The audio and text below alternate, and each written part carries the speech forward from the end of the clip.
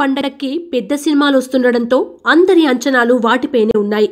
ఈ భారీ సినిమాల మధ్యలో వెంకీ, వరుణ్ నటించిన F2 సినిమా కూడా రేసులో నిలిచింది.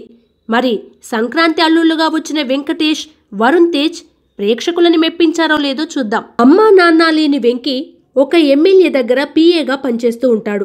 వెంకీ అనాథ కావడంతో అందం, తెలివి రెండూ ఉన్న హారిక అతన్ని పెళ్లి చేసుకుంటుంది. మొదట్లో బాగానే ఉన్న వెంకీ కాపురం 6 నెలలకే తిరగబడుతుంది. స్వేచ్ఛగా ఉండే వెంకీ జైల్లో ఖైదీగా ఫీల్ అవ్వడం మొదలు పెడతాడు. పైగా భార్య, అత్తమామల ఇన్వాల్వ్మెంట్ ఎక్కువ కావడంతో వెంకీ పెళ్లి జీవితం నరకంగా మారుతుంది. హారిక చెల్లెలు హనీ బోరబండ కుర్రాడైన వరుణ్ యాదవ్తో ప్రేమలో పడుతుంది.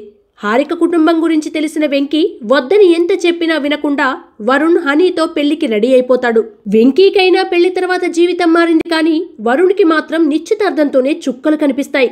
దీంతో ఎలా అయినా హారిక, హనీలని అదుపులో పెట్టుకోవాలని భావించి ఎదురింటి వ్యక్తి చెప్పిన మాటలు విని వెంకీ తన భార్యను, వరుణ్ తనకు కాబోయే భార్యను వదిలేసి యూరప్ వెళ్లిపోతారు. ఈ పరిస్థితిలో వెంకీ, వరుణ్ మళ్లీ తిరిగి వాళ్ల ఫ్యామిలీ లైఫ్ ని సెట్ చేసుకున్నారా లేదా, సెట్ చేసుకోవడానికి వారు పడిన కష్టాలేంటి అనేదే F2 సినిమా కథనం. సీనియర్ హీరోల్లో కామెడీకి కేర్ ఆఫ్ అడ్రస్ అయిన వెంకటేష్ మరోసారి తనకి టైలర్ మేడ్ లాంటి వెంకీ పాత్రలో పూర్తిగా ఒదిగిపోయాడు.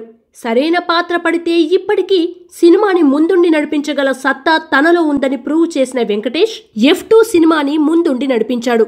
ముఖ్యంగా ఫస్ట్ హాఫ్ లో అయితే సోలో పర్ఫార్మెన్స్ తో సినిమాకే సెంటర్ ఆఫ్ అట్రాక్షన్ గా మారాడు. మరో హీరోగా నటించిన వరుణ్ తేజ్ కూడా మంచి తెలంగాణ యాసతో, మంచి కామెడీ టైమింగ్ ఉన్న నటనతో ఆకట్టుకున్నాడు.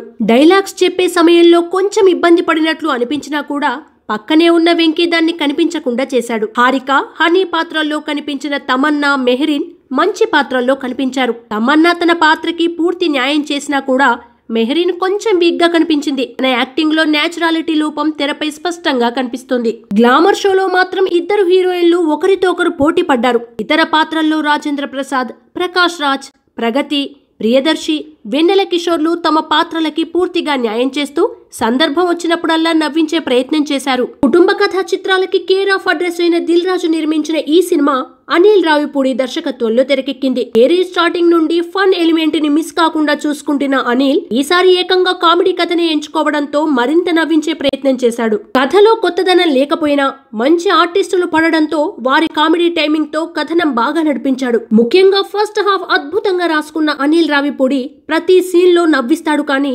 సెకండ్ హాఫ్ లో మాత్రం కొంత నిరాశపరిచాడు. క్లైమాక్స్ లో నాజర్ ఎంట్రీ, ఆయన చెప్పే డైలాగ్స్ తో క్లైమాక్స్ కి కావాల్సిన లీడ్ తీసుకున్న అనిల్ రావిపూడి F2 సినిమాకి మంచి ఎండింగ్ ఇచ్చినట్లే ఇచ్చి F3 కూడా ఉంటుందని కన్ఫర్మ్ చేశాడు. దేవిశ్రీ ప్రసాద్ అందించిన పాటల్లో 1-2 తప్ప మిగిలినవి పెద్దగా ఆకట్టుకోలేదు. BGM కూడా ఆహా ఓహో అనే స్థాయిలో లేదు.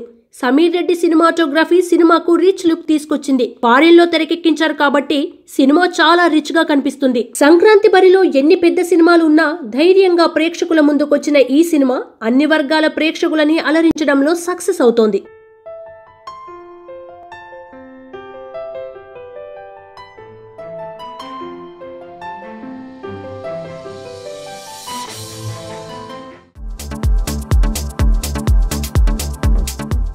Please subscribe to New Waves. ఇలాంటి మరిన్ని మంచి వీడియోలు కావాలని కోరుకుంటున్నారా?